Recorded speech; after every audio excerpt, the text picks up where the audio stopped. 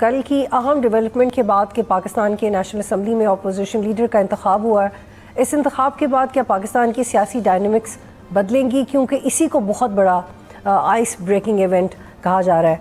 क्या चैलेंजेस होंगे महमूद खान अचकज़ई साहब के लिए, या फिर वो पार्लियामेंट की असम्बली के फ्लोर पे ही उनके लिमिटेशंस होंगी? क्योंकि इससे पहले वो बड़ी बड़ी मूवमेंट्स का हिस्सा रहे, उन्होंने बड़े बड़े डिक्टेटर्स के ख़िलाफ़ आवाज़ उठाई, उनका पॉलिटिकल करियर भी ऐसे शुरू हुआ। लेकिन इस वक्त जो उनको चैलेंज दिया गया है, दो स्टेक होल्डर्स हैं जिनको उन्हें एड्रेस करना है। एक तरफ पाकिस्तान तहरीक इंसाफ है और दूसरी तरफ उनके पुराने सियासी दोस्त नवाज शरीफ है। इन्हीं मामलात के ऊपर तफसील से बात करेंगे। एजाज़ुल हक साहब मुझे ज्वाइन कर रहे हैं, सरबराह मुस्लिम लीग ज़ा। बहुत शुक्रिया एजाज़ुल हक साहब। एजाज साहब, क्या ज़्यादा एक्सपेक्टेशन हो रही है अचकज़ई साहब से? और अगर प्रैक्टिकल होकर सोचें तो आप इस अपॉइंटमेंट को कैसे ले रहे हैं?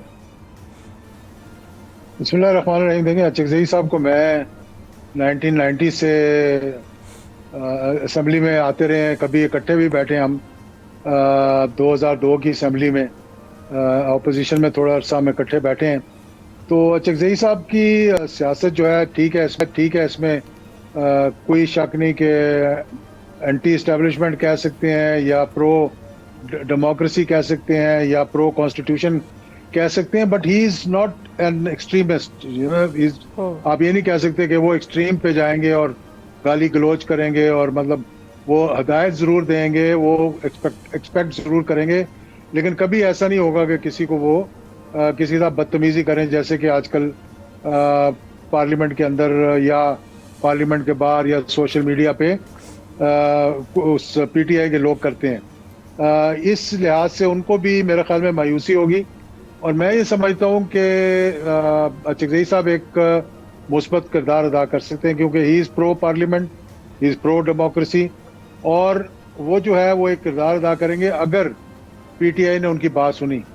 और अगर उनकी पीटीआई ने बात सुनी, मुझे लगता ये है कि पीटीआई वाले भी बहुत जल्दी महमूद अचकज़ई साहब के भी खिलाफ ना हो जाएं कहीं। तो दूसरी तरफ वो अगर इमरान खान से कोई उनकी मुलाकात हो, अगर उनको कायल कर सकें जी कि बातचीत के ज़रिए ही रास्ता निकालना है, तो मैं समझता हूँ कि जैसे महमूद अचकज़ई साहब के मुस्लिम लीग के लोगों के साथ, पीपल्स पार्टी के लोगों के साथ, क्योंकि ये जो आप दोहरा रहे हैं, ये बात कल भी हुई है, इख्तियार वली ने भी ये बात की हमारे प्रोग्राम में कि फायर कर देंगे इमरान खान अचकज़ई साहब को, और बस यही कहा उन्होंने। और फिर मैंने जब इसको मज़ीद डिग करने की कोशिश की, ऑफ द रिकॉर्ड कुछ लोगों से मेरी बात हुई है, तो उन्होंने कहा इसलिए कि इमरान खान एक सख्त जहनीत के मालिक है, ऑटोक्रेटिक उनकी जहनीत है, और जिसको बर्दाश्त नहीं कर पाएंगे अचकज़ई साहब। और वो पहले भी अपनी पार्टी में सीनियर लीडर्स के साथ यही कर चुके हैं, ये तो फिर भी पार्टी से बाहर से आए।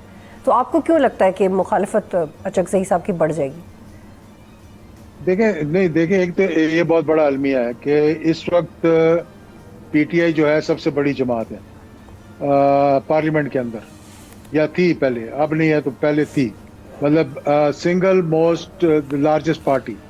लेकिन इतनी बड़ी जमात के अंदर अपने अंदर से जो पार्टी अपना लीडर ऑफ द अपोजिशन ना मुंतखब ना कर सके, इसका मतलब है कि there is lack of trust between the workers and the leadership. तो इसमें एक तो ये बड़ा सवालिया निशान है। और जब अचकज़ई साहब एक किरदार अदा करेंगे, और मेरे ख्याल में वो ये किरदार अदा करेंगे कि वो इसके बावजूद कि वो सख्त तकरीर करेंगे, हो सकता है कि एस्टेब्लिशमेंट के ख़िलाफ़ बोलें ना बोलें, अब उनका रवैया भी तब्दील होगा, क्योंकि ये एक बड़ी रिस्पॉन्सिबल पोजीशन है जिस पे कि वो अब आ रहे हैं। तो वैसे तो मुखालफत करने की वजह से मैं भी कह सकता हूँ कि मैं इसलिए ये कह रहा हूँ कि इमरान खान साहब ऐसे नहीं है कि बिल्कुल बात समझे ही ना। जब उनको बात समझाई जाती है तो वो बात समझ भी जाते हैं, लेकिन अगर एक शख्सियत जाकर उनको समझाती है ना कि जी आप बातचीत के जरिए करें, तो जब दूसरे जाकर उनको कहेंगे नहीं जी बस आप तो कामयाब होने वाले हैं, आप तो पै जाओ, मतलब लड़ लो इनसे, तो वो फिर एजाज़ुल हक साहब प्लीज़ यहीं पे इस सवाल का जवाब दीजिएगा, क्योंकि पिछली दफ़ा भी जितने भी अदवार थे मुज़ाकरात के, आप उसका एक अहम हिस्सा थे और आप बहुत होपफुल थे कि कामयाब होंगे। और एक पॉइंट पे आपने मेरे प्रोग्राम में ये भी कहा था कि इमरान खान की जहन साजी की जाती है और फिर वो लोग नहीं इसके ऊपर चीज़ों को वर्कआउट करते। लेकिन ये पहले की बात थी, उस वक्त एटलीस्ट पीटीआई में जो एक मुख्तलिफ ओपिनियन थी वो इस हवाले से आ रही थी कि इमरान खान क्या कह रहे हैं जिसकी मुलाकात होती थी, उस वक्त ये डिफरेंसेस थे। अभी तो दो दो लोग हैं जो पीटीआई को रिप्रेजेंट कर रहे हैं, कोई सड़क पे, कोई असम्बली के फ्लोर के ऊपर यही कह रहे हैं कि दो दो प्लेयर्स इमरान खान ने ग्राउंड में छोड़ दिए और दोनों की स्ट्रैटेजी अलग अलग है। अब गवर्नमेंट को क्या चैलेंज होगा और पीटीआई को क्या चैलेंज होगा एंगेजमेंट को लेके, क्योंकि पहले भी नाकाम हुए और अब मजीद कॉम्प्लिकेशन हो गई। देखिए, जब तक तो गवर्नमेंट की कोलिशन इंटैक्ट है और पीपल्स पार्टी और पीएमएलएन जिनमें अब कुछ कुछ दूरियां आ रही हैं इकट्ठे रहेंगे तो गवर्नमेंट को कोई चैलेंज नहीं है। पीटीआई इस वक्त अंडरडॉग है basically, if you look politically. तो ये पीटीआई पे डिपेंड करता है कि वो कितनी फ्लेक्सिबिलिटी दिखाते हैं।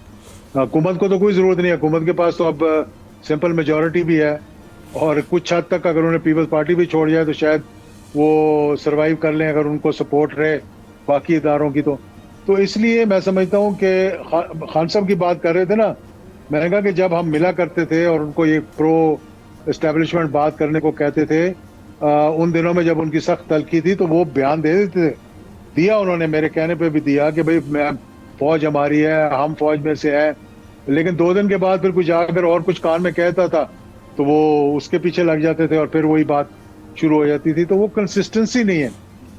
ये भी हो सकता है कि उन्होंने तकलीफ भी देखी है, इस वजह से इंसान थोड़ा सा हार्श हो जाता है। यही हालत थी नवाज शरीफ साहब की 1999 के कू के बाद कि उन्होंने बड़ी तकलीफ देखी थी और उनके दिल में भी आया। अगर उनकी 1-2 तकरीरें जो बाहर बैठकर उन्होंने की हैं और जो इंटरव्यूज़ दिए हैं अगर वो सुन लें आप, तो मेरा ख्याल है कि इमरान खान से बढ़कर उन्होंने एस्टेब्लिशमेंट के खिलाफ बात की है। बिल्कुल ये बिल्कुल ऐसा ही है और सिर्फ एक 9 मई का टैग है जो बाकी जमातों पे नहीं लगता, वरना बहुत सख्त बयान दिए गए। एजाज साहब ये भी बताइएगा कि अभी पीटीआई कह रही है कि हमें जो दिया ये अपॉइंटमेंट, ये तो हमारा हक था और वो they don't seem to be thankful about it, जो भी हालात है इस वक्त पीटीआई के लिए। On the other hand Achakzai साहब ने अपनी पुरानी दोस्ती, अपने पुराने सियासी ताल्लुकात की बुना पे यहाँ तक वो पहुँचे हैं, लेकिन अगर वो सिर्फ इमरान खान का नैरेटिव फॉलो करते तो उनके लिए ये अपॉइंटमेंट नामुमकिन थी। इस बात की अहमियत का एहसास होगा पीटीआई को? देखिए, पहली बात तो ये है कि पीटीआई के अंदर स्वाय चंद लोगों के किसी को पता ही नहीं कि क्या हो रहा है।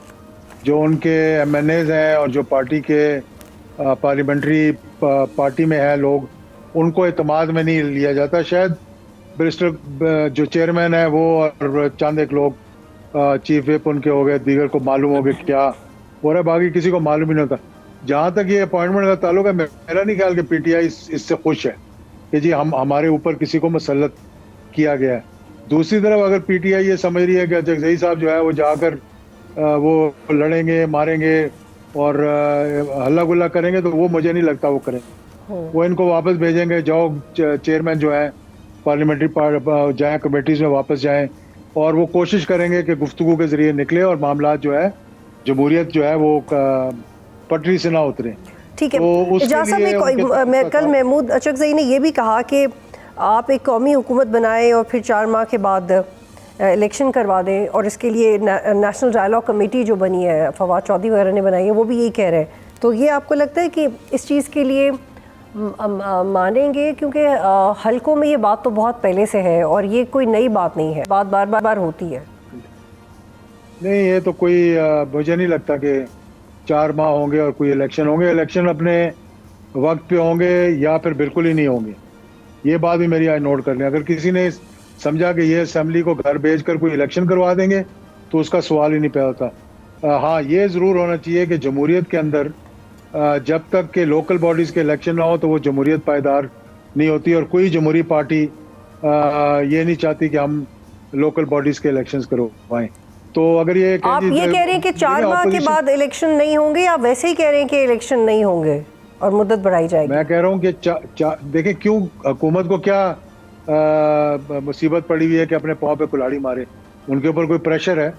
जब प्रेशर नहीं है तो इस तरह तो 2018 में भी, 2013 में भी, 2008 में भी ये बातें तो चलती आ रही हैं 1990 से, बल्कि 88 से। तो फिर आपको लगता है कि पार्लियामेंट की मुद्दत बढ़ सकती है?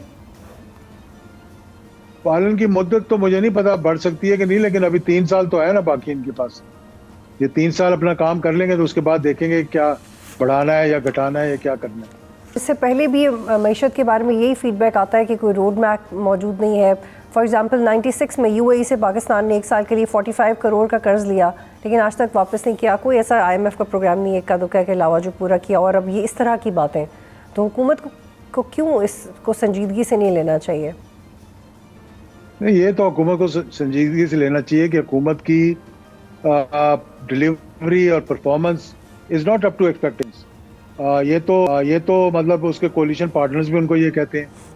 और हुकूमत के पास वो टीम नहीं है, ना इकोनॉमिक टीम है, ना फाइनेंशियल टीम है, ना एडमिनिस्ट्रेटिव टीम है, ना सूबों में अमांगी है ताकि कोई एक सी जो है वो बनाकर कौमी पॉलिसी बनाकर सामने ला सकें। तो ये तो हर एक को मालूम है कि जी मईशत जो है बिल्कुल डूबती जा रही है, इंडस्ट्री जो है वो जा रही है, एफडीआर वाले जो हैं वो लोगों के ऊपर चढ़े हुए हैं, किसी की जाके सील कर रहे हैं, किसी के अकाउंटों में से पैसे निकाल रहे हैं। बिजनेसमैन कैसे काम करेगा? 90% of the businessmen in Pakistan have taken their money out unfortunately. हर किसी ने बाहर जाके दफ्तर बनाए हुए वहीं से कारोबार कर रहे हैं, और पाकिस्तान में तो सिर्फ आने जाने के लिए और कोई छोटा सा मामला यहाँ रखा हुआ है।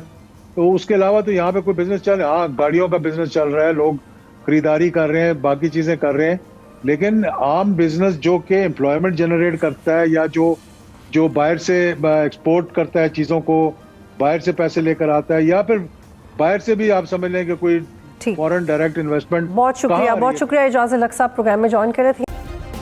सब्सक्राइब करें और बेल दबाएं ताकि कोई खबर रह न जाए।